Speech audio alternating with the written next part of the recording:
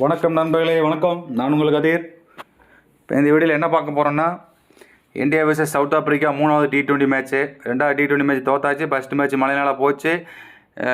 நாளைக்கு நடக்குது ஜோகன்ஸ் பார்க்கா, வாயில் கூட வர மாட்டேங்குது நண்பர்களே பேர். பிச்சு ரிப்போர்ட்டு, வெதர் ரிப்போர்ட்டு எல்லாமே உங்களுக்கு சொல்கிறேன் நண்பர்களே. என்னால் முடிஞ்ச அளவுக்கு ஏதோ பாருங்கள், பார்க்கணும் பாருங்கள்.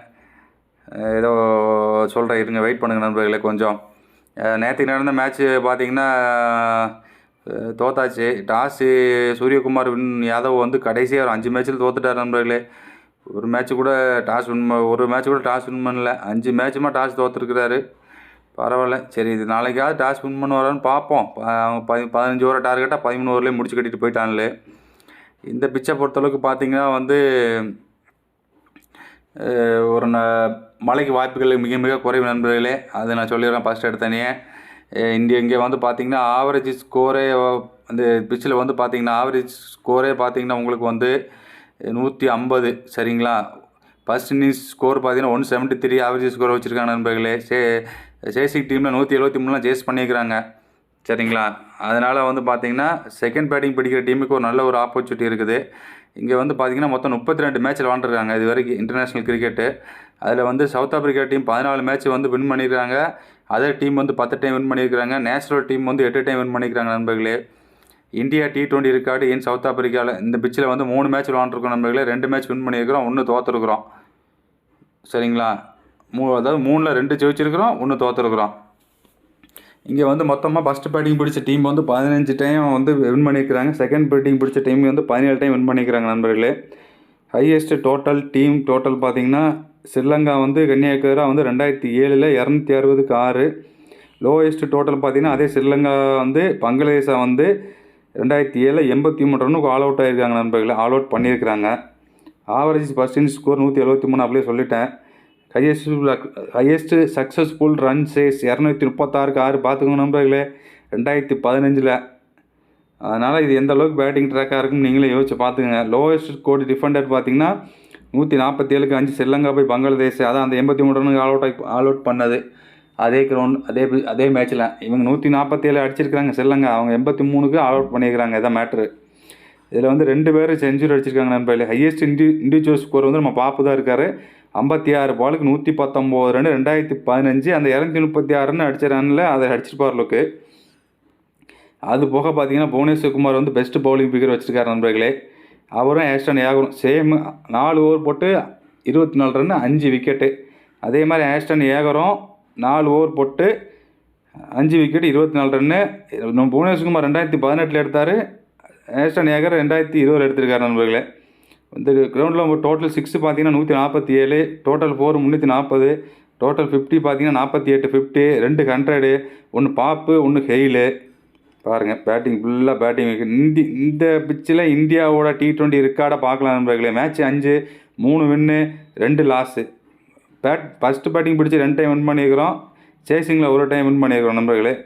ஹையஸ்ட் டோட்டல் வந்து 203 ரன் 5 விக்கெட்டு சவுத் ஆப்பிரிக்கா கேரா 2018. அந்த மேட்சில் தான் வந்து புவனேஸ்வர் குமார் 5 விக்கெட் எடுப்பார் நண்பர்களே. லோவஸ்ட் டோட்டல் பார்த்தீங்கன்னா 157க்கு 5 பாகிஸ்தானுக்கு கேரா 2007 பாகிஸ்தானுக்கு கேரா 2007. ஹையஸ்ட் ஸ்கோர் பார்த்தீங்கன்னா பாகிஸ்தானுக்கு கேரா காம்பீர் வந்து 54 பாலுக்கு 75 ரன் அடித்தது நண்பர்களே. பெஸ்ட் பவுலிங்னு அப்படியே சொல்லிட்டேன் புவனேஸ்வர் குமார்.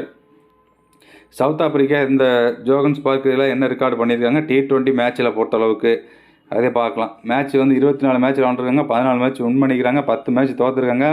ஃபஸ்ட்டு பேட்டிங் பிடிச்சி 6 டைம் வின் பண்ணிக்கிறாங்க. செகண்ட் பேட்டிங் பிடிச்சி 8 மேட்ச் வின் பண்ணிக்கிறாங்க. ஹையஸ்ட் டோட்டல் 231க்கு 7 வெஸ்ட் இண்டீஸ் கேரா அந்த 2015. அதே வந்து வெஸ்ட் இண்டீஸ் சேஸ் பண்ணால அப்படியே முன்னாடியே பார்த்தோம். லோவஸ்ட் டோட்டல் 89க்கு ஆல் அவுட் ஆஸ்திரேலியா கேரா 2020. அதில் தான் ஆஸ்டன் ஏகர் 5 விக்கெட் எடுத்தார்னு நினைக்கிறேன், அதுவும் தெரிஞ்சு போச்சு. ஹையஸ்ட் ஸ்கோர் பார்த்தீங்கன்னா குயின்டன் டீகா 70 பாலுக்கு 70 ரன் 47 பாலுக்கு 70 ரன் அடிச்சிருக்கிறாப்புல 2020. அப்புறம் பார்த்தீங்கன்னா பெஸ்ட்டு பவுலிங் டெய்ல்ஸ்டைன் 4/9 வெஸ்ட் இண்டீஸ் 2007 எடுத்திருக்காரு நண்பர்களே. டெய்ல்ஸ்டைன் அதெல்லாம் பயங்கரமான பவுலரு. அப்புறம் பார்த்தீங்கன்னா head to head match 25 India vs south Africa. India 13 match ஒன்று, சவுத் ஆப்பிரிக்கா 11 மேட்ச் ஒன்று, நோ ரிசல்ட்டு. அது போன மேட்ச் நடந்துன்னு நினைக்கிறேன். India win batting first 9 time, south Africa batting best வந்து 3 டைம் தான் பார்த்துக்கோங்க நண்பர்களே. அதனால் India batting second 4 time, south Africa batting second 8 time. அதனால் அவங்கள பேட் பண்ண வச்சு நம்ம செகண்ட் பேட்டிங் பிடிக்கிறது எவ்வளோ பெட்ரு. அதுக்கு நம்ம டாஸ் வின் பண்ணணும். Suryakumar Yadav. India T20 record versus South Africa அடுத்த ஹோம் மேட்சஸ் 12 மேட்ச் வந்து மேட்ச் நடந்திருக்கு. அது 5 டைம் வின் பண்ணியிருக்கோம், 6 டைம் தோற்றுருக்கோம், 1 நோ ரிசல்ட்டு. அது கொஞ்சம் அப்படி இப்படிமா தான் இருக்குது ரிசல்ட்டு. பட் ஓகே, அதெல்லாம் பரவாயில்ல. அப்புறம் பார்த்தீங்கன்னா நேச்சுரல் வென்யூவில் பார்த்தீங்கன்னா 5 மேட்ச் விளாண்டுருக்குறோம், 3 வின் பண்ணியிருக்கிறோம், 2 லாஸ் ஆகிருக்கிறோம் நேச்சுரல் வென்யூவில். அதாவது நம்ம சவுத் ஆப்பிரிக்கா இந்தியாவிலும் இல்லாமல் சவுத் ஆப்பிரிக்காவிலும் இல்லாமல் அதர் வென்யூஸில் விளாண்டோம்ல, அந்த பிச்சில் வந்து 5 மேட்ச் விளாண்டுருக்கோம். அதாவது ஆஸ்திரேலியாவோ இங்கிலாண்டோ மற்ற வேறு வெளிநாடுகளே எங்கேயோ விளாண்டுருக்கோம்ல அதோட இருக்காது. Highest T20 total for India versus south Africa 237/3. Highest T20 total for south Africa versus இந்தியாவுக்கு எதிராக அடித்தது 227/3. லோயஸ்ட் டோட்டல் இந்தியா வந்து 92க்கு ஆல் அவுட்டு. அதே மாதிரி அவங்க 87க்கு ஆல் அவுட்டு. சரிங்களா. மோஸ்ட் ரன்னு பார்த்தீங்கன்னா ரோஹித் சர்மா தான் அடிச்சிருக்காருங்க. 16 இன்னிங்ஸில் 420 ரன் அடிச்சிருக்காரு. Most run South Africa David Miller 396 run அடிச்சிருக்காரு 16 இன்னிங்ஸில். Highest score India versus South ஆப்பிரிக்கான்னு பார்த்தீங்கன்னா Rohit Sharma 106. Most sixes Rohit Sharma 16. South Africa பொறுத்தளவுக்கு இப்போ மில்லர் 27 சிக்ஸ் அடிச்சிருக்காருங்க. மோஸ்ட் 4 வந்து ரோஹித் சர்மா தான் 49 4. மோஸ்ட் 4 அங்கே குவிண்டன் டிகாக் வந்து 29 4 அடிச்சிருக்காரு. ஆனால் மில்லர் 27 சிக்ஸ் அடிச்சிருக்காருங்க. சாமி. Most wicket for India south Africa மேட்ச்சில் பார்த்தீங்கன்னா புவனேஸ்குமார் 12 மேட்ச்சில் 14 விக்கெட் எடுத்திருக்காரு. அங்கே வந்து லுங்கி நிகிடி 5 மேட்ச்சில் 10 விக்கெட் எடுத்திருக்காரு. பெஸ்ட் பவுலிங் அப்படியே சொல்லிட்டேன். அப்புறம் இந்தியாவுக்கு சவுத் ஆப்பிரிக்காவோட பெஸ்ட் பவுலிங்னு பார்த்தீங்கன்னா லுங்கி நிகிடி 4 ஃபார் 29 அது எடுத்திருக்காருங்க.